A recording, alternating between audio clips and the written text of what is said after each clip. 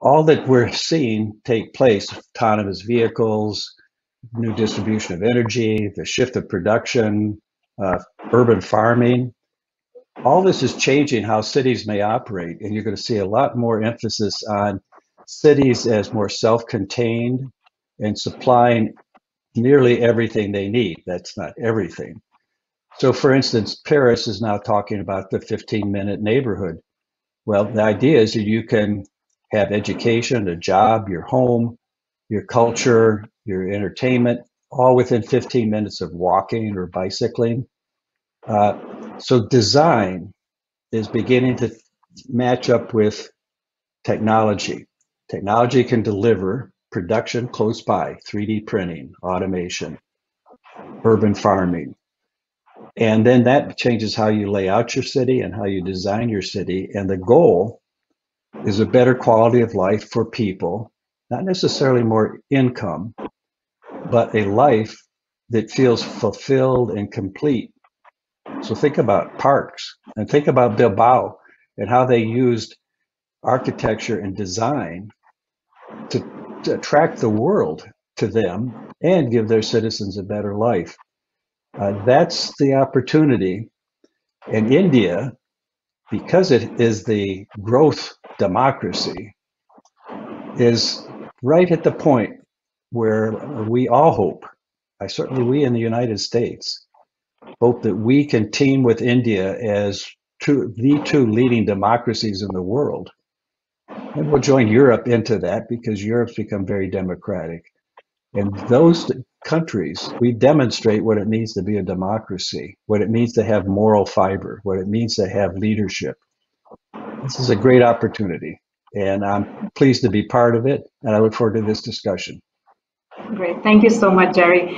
I see that Shailesh has also joined us. I'm not sure if Shailesh, your connection is stable, but if it is, and if you're able to join the conversation, I will invite you to introduce yourself very quickly and maybe spend 5 minutes on talking about your work, but also about global perspectives and its relevance to India in the context of this conference. Thank you, Rishda, and for the terrible internet connection. I hope my voice is transmitting. So I happen to be a past president of the Indian Merchants Chamber, and our flagship event. Extremely delighted to first welcome all of you and to just give you a global perspective. It might be interesting for you to know that the IMC had taken up an entire set of thoughts and ideas to revamp the city. And we had called it the Mumbai Development Project. And we had covered almost every facet of it. And to bring it to today's modern day time, it's very interesting to note that some of the things that I was mentioning and Zabi had mentioned earlier would all go into that revised, up-to-date Mumbai plan. So what do we need? First, need to make sure that we get all the global resources to make sure that our rising sea levels will not start. And therefore, there is a need for us to look at what all can keep the city protected from rising sea levels. And many thoughts and ideas have been given, including a revamping of the topography, which will allow that water to go away. And there's a full-fledged plan which is being worked on by the city in the United States to bring this to reality. We do need to get the congestion on our streets completely reduced and switch very to EVs, and therefore that is another part of Mumbai's redevelopment. We do have Uber here, and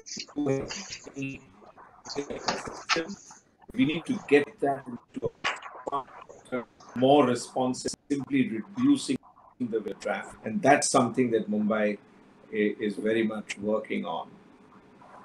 The big opportunity, though, in India is in energy transition. We are very, very clear, in particularly Mumbai, can rapidly transition to renewables, particularly solar. So rooftop solar, financing of rooftop solar is becoming a very critical, big opportunity. There are companies in India which have put that up to actually put all of this to, but there is a huge global opportunity to switch on a micro basis to renewable power in a city like Mumbai. And that will become of concept and the movement forward. But the biggest thing happening in Mumbai is we have the largest infrastructure project being implemented here. If you put together coastal road and you add to that the metro rail network, which is getting expanded.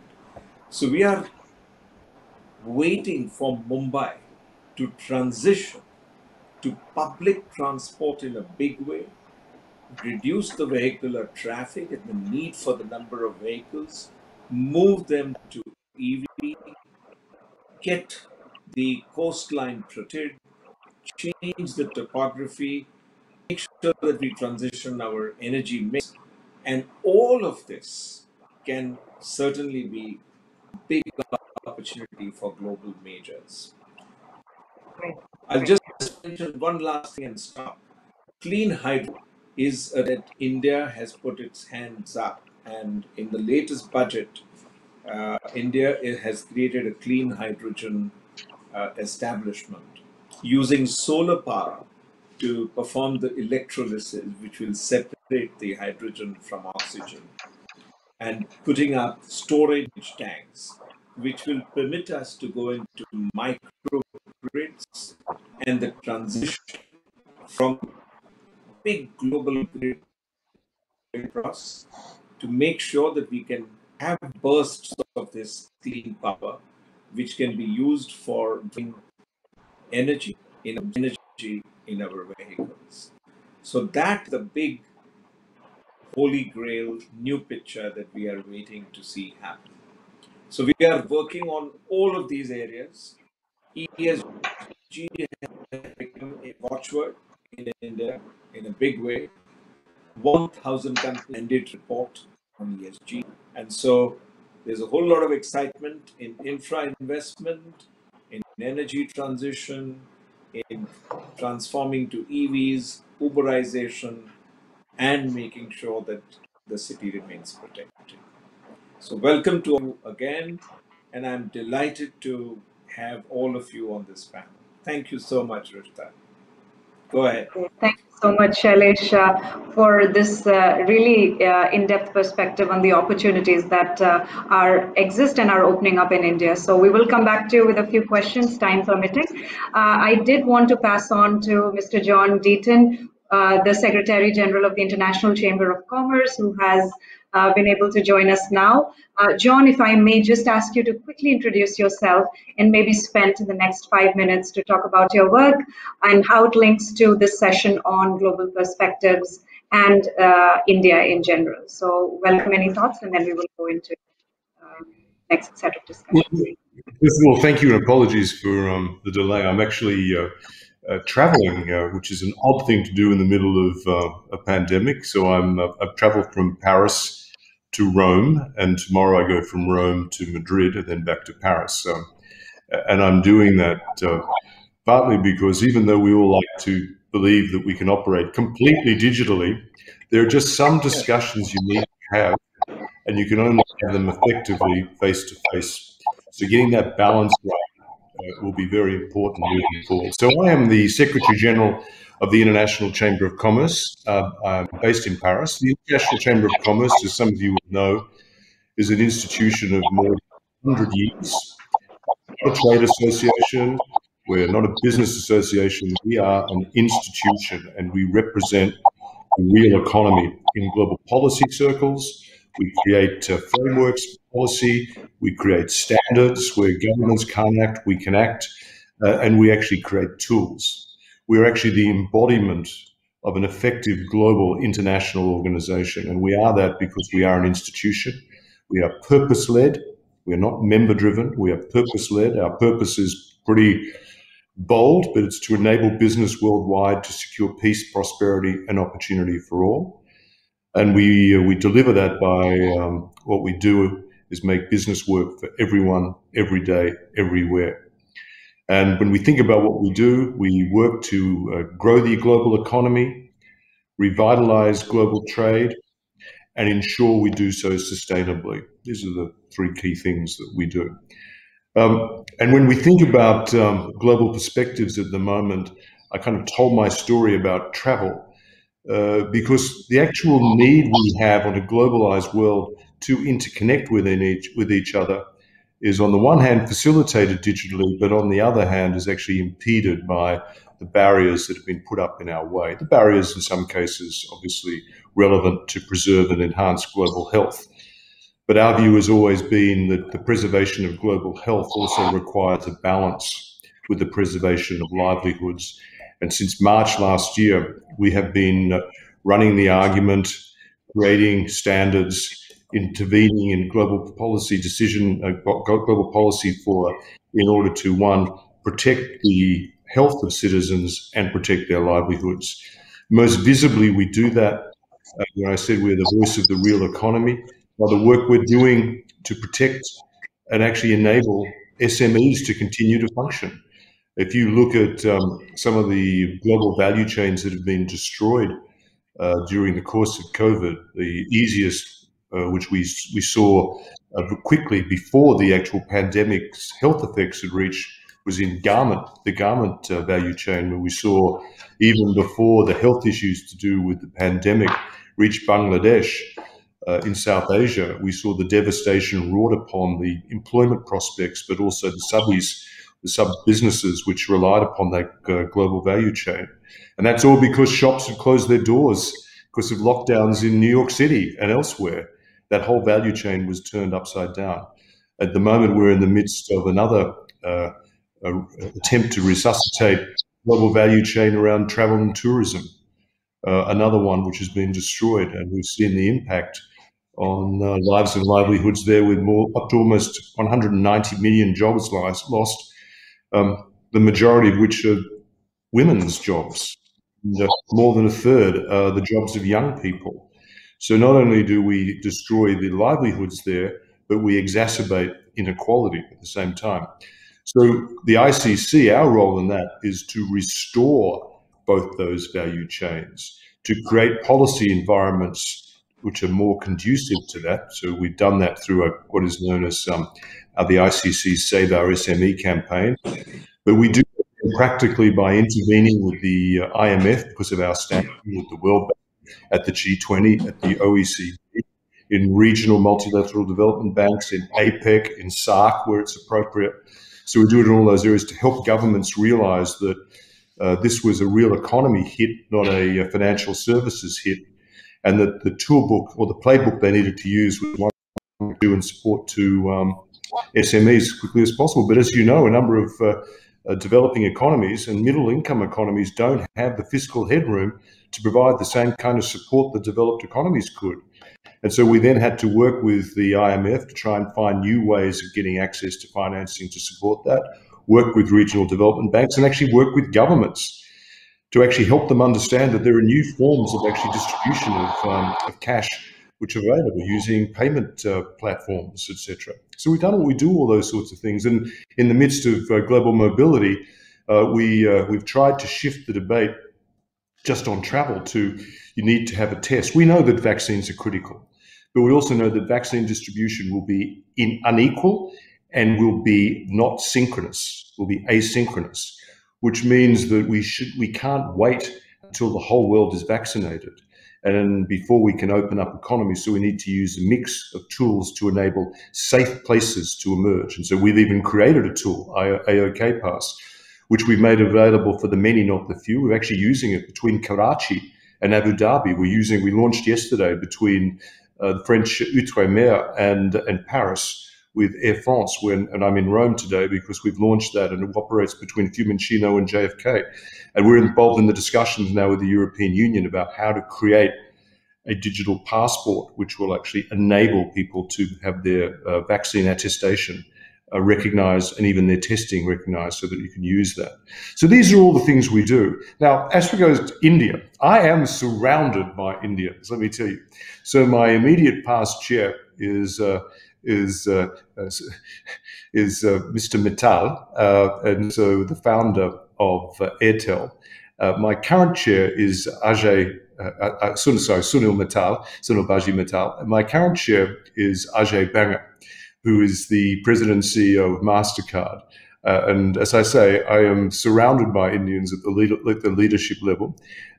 We have on our board Harsh Pani, who's one of the great industrialists from India, and we have a number of Indians who are part of the ICC family over many, many years. But importantly for us, we also have a very powerful ICC secretariat that operates out of New Delhi. And I don't know whether the Secretary General Imran Khan can join the call today because I think he had a personal issue. But we are well supported there, and we intervene with FICCI, with the Indian government, on issues to do with digitalization of trade, on issues to do with whether or not India should join the RCEP, all these sorts of areas. Plus, because we also have our own courts, the world's leading independent arbitration courts, the ICC Courts of Arbitration.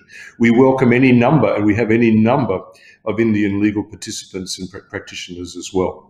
So I hope that tells the story a little bit about the ICC, and I hope it gives you some of the global context that we operate within and we actually seek to shape.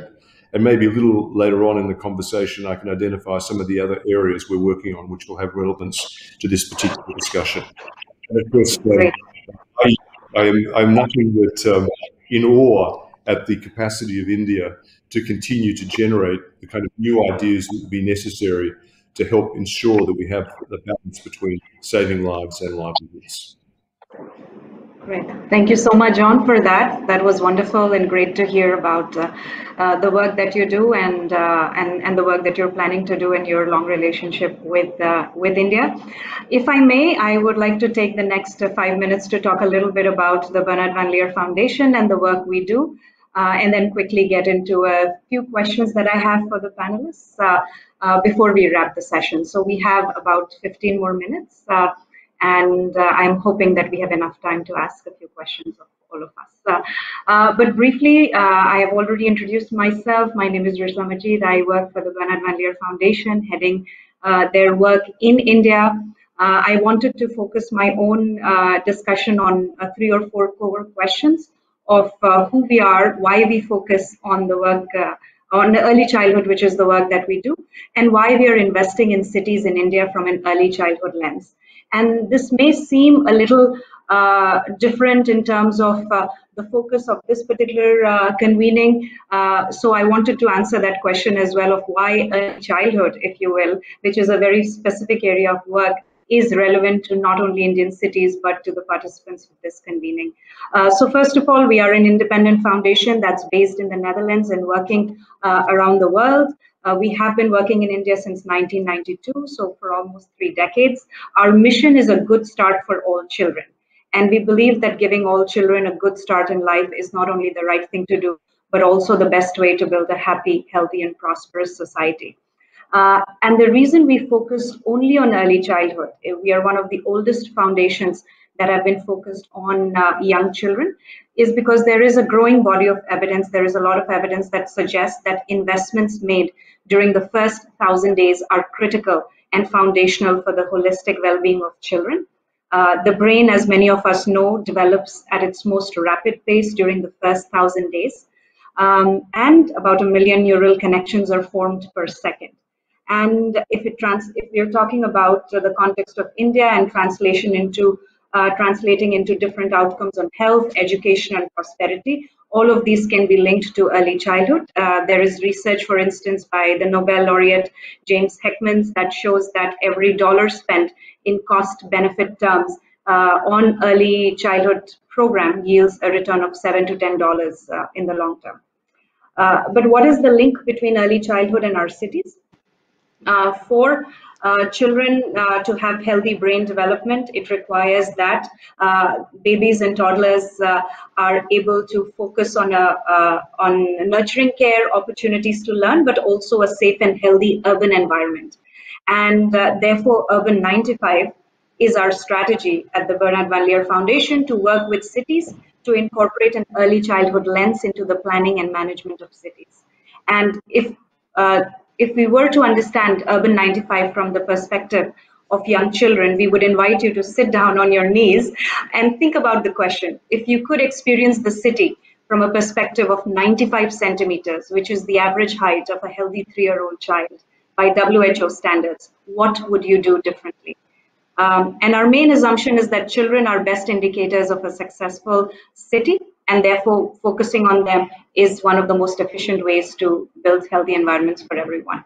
Now, smart mobility, sustainable infrastructure, green technologies, which are the focus of this conference, must therefore also incorporate the lens of young children and their families, as these technologies and these ways of thinking also work to improve the quality of life of children of city residents. For India, this is particularly important because in India, about the city population is growing.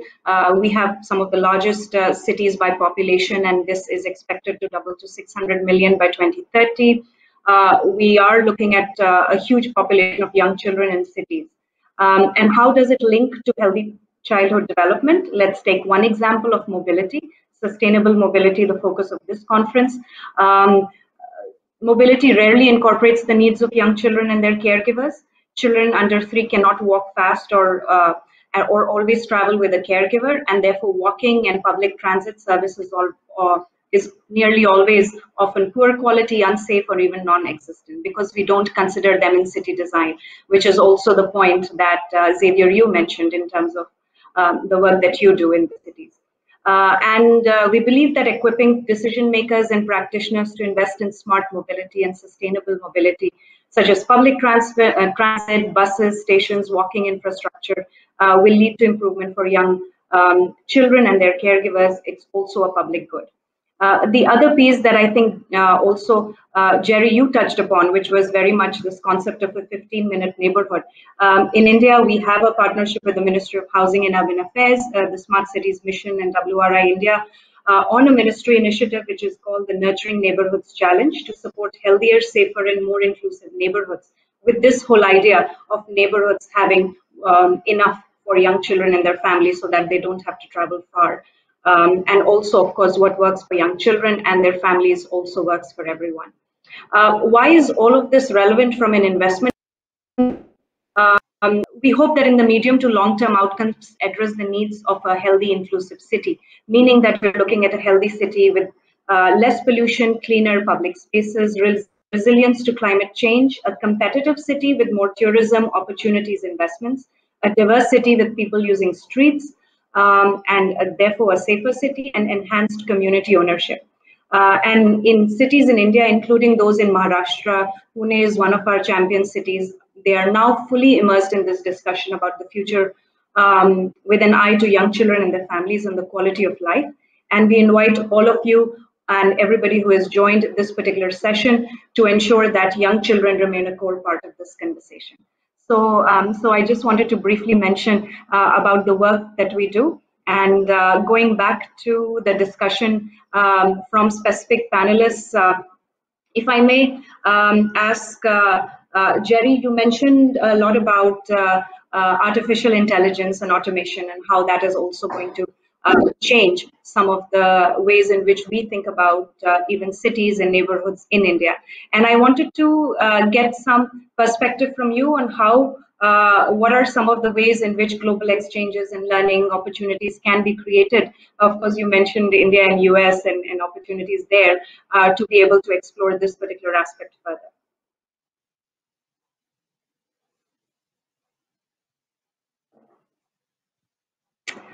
Jerry, maybe you're on mute. I'm not sure.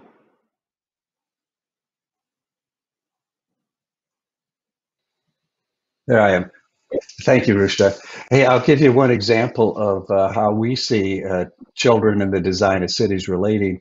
We did a study that showed that mothers will not let their children walk to school if the distance is over a mile, and if traffic on the road beside where the children are walking is greater than 35 miles an hour. So here's a design issue that relates right to the question of whether children can walk to school or whether the mother must invest, let's say, or a father, 20 to 30 minutes every day walking their child to school. So Helsinki has a project called Save an Hour a Day, and they're using technology to save an hour a day of wasted time. So it may be waiting for a bus, it may be getting caught in congestion, as Shailesh talked about, it may be fixing dinner, but there's all kinds of ways in which we could use technology and are using technology to reduce wasted time and allow a mother and father to spend more time with their children, to enjoy life and not be caught so often in these wasted efforts. That's why 15-minute city is so appealing. So one thing that's going on, and John talked about how we're sort of moving the supply chain and what's changing in the economy. I think as we come out of COVID, we obviously will return to a more flying around the world, more global supply chains, but it won't be the same. We've seen China focusing more internally on its economy, the United States focusing more internally on its economy. We are going to see a shift of some manufacturing back to closer. For instance, there's a company that for many years operated in India with 350 employees. They moved their production back to Georgia, one of the states in the US, used automation, and had 7 employees. Same amount of goods. So India loses 350 jobs. The US only gains 7 jobs, not very productive for jobs, but the company succeeds. This shift is a powerful shift, and one that India, I've argued, really needs to pay attention to. If you look at Malaysia, Malaysia worked on an industrial 4.0 strategy because they knew they no longer would be cheap labor, inexpensive labor, competing in the world. They had to compete with brain power, with automation, with 3D printing, all that we've talked about. The other big force I think we're seeing, and this will relate to the congestion that Shailesh talked about, is we're realizing you can do at least half of your job from home.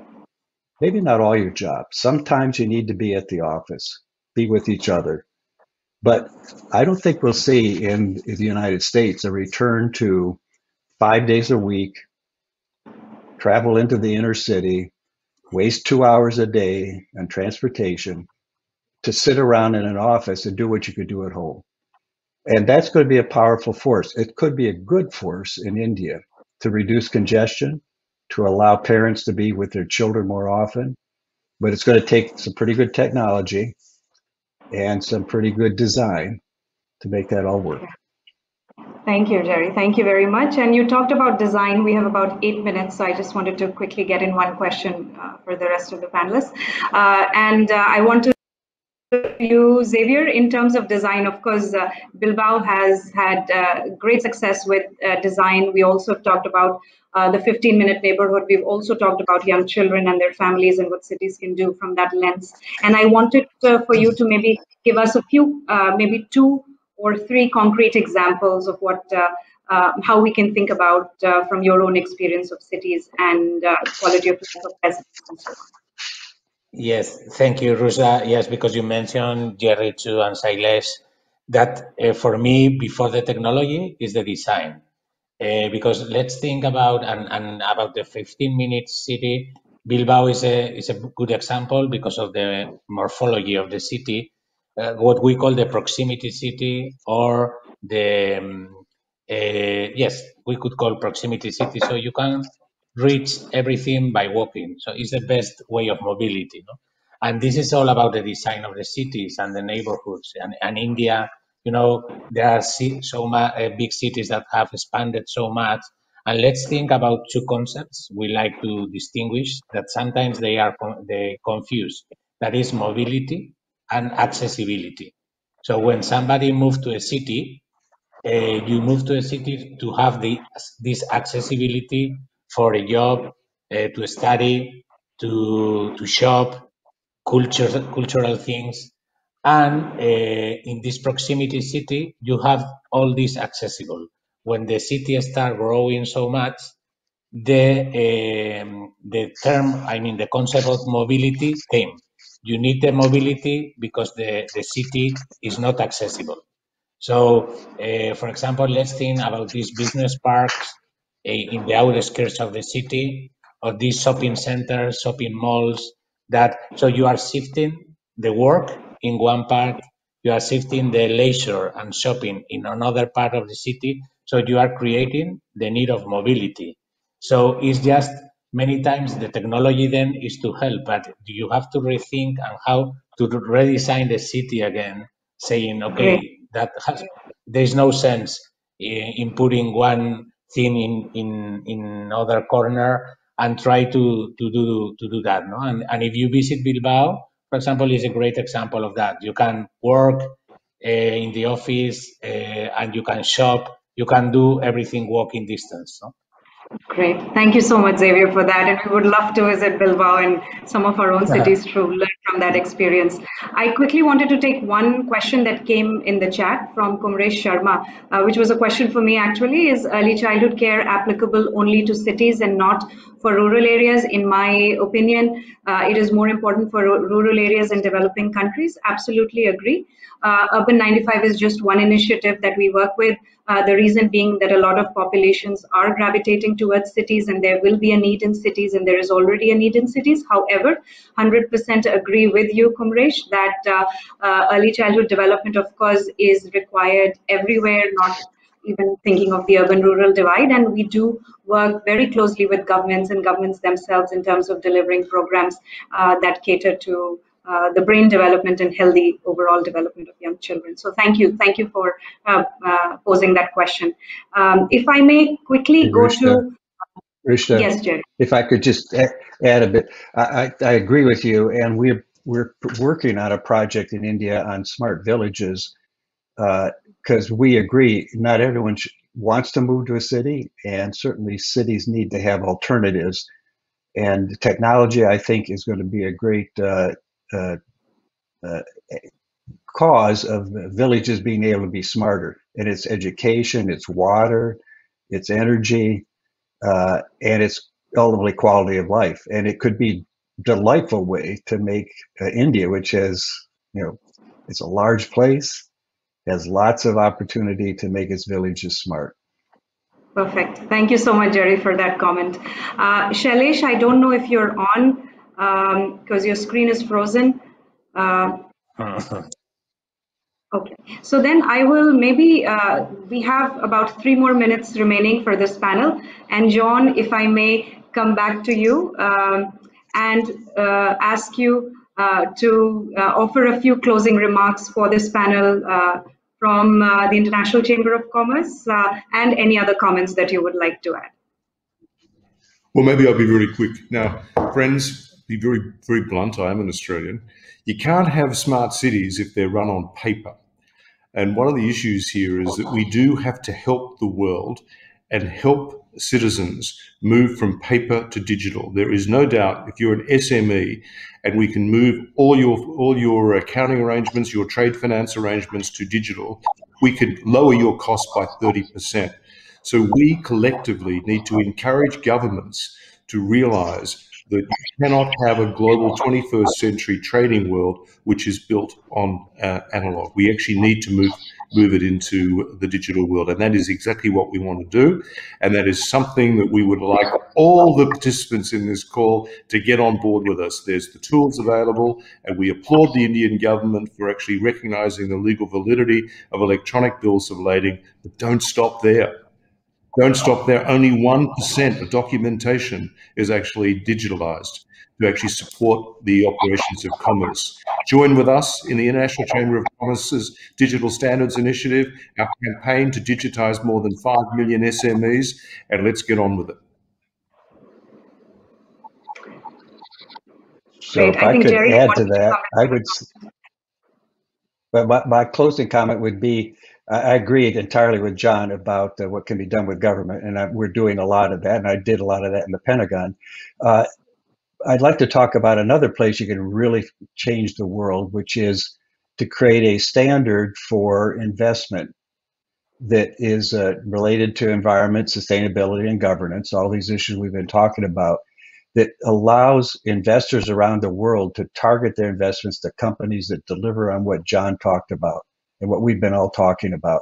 This is if you can move the marketplace so that money talks and changes the world, that's an enormous force, because then small companies, entrepreneurs, everyone begins to feel more enabled by the fact that money wants to do good things.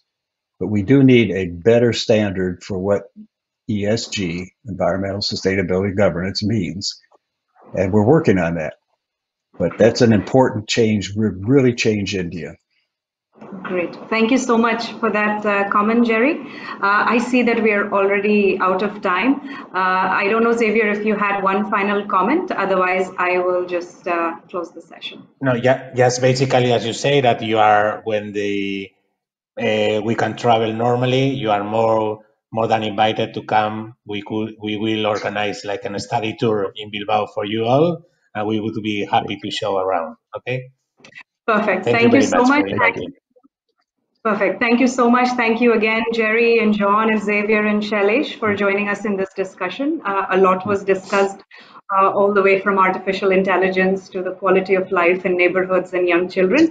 And of course, I encourage folks who have more questions to reach out to the organizers. But thank you for a very interesting and stimulating discussion. And we will look forward to continuing to engage you in various ways. Thank you. Thank you. Thanks, everyone. Good job, Rushda. To our friends in India. Bye-bye. Bye. Bye. Thank you, sir. Thank you for your valuable time. And I would also like to thank our wonderful panelists for all your insights and views. Ladies and gentlemen, it has been a wonderful day with you all, a fruitful day, in fact. And also, I would like to tell you that now we are moving on to our last session for the day. And we have the most important topic, that is rebooting economy.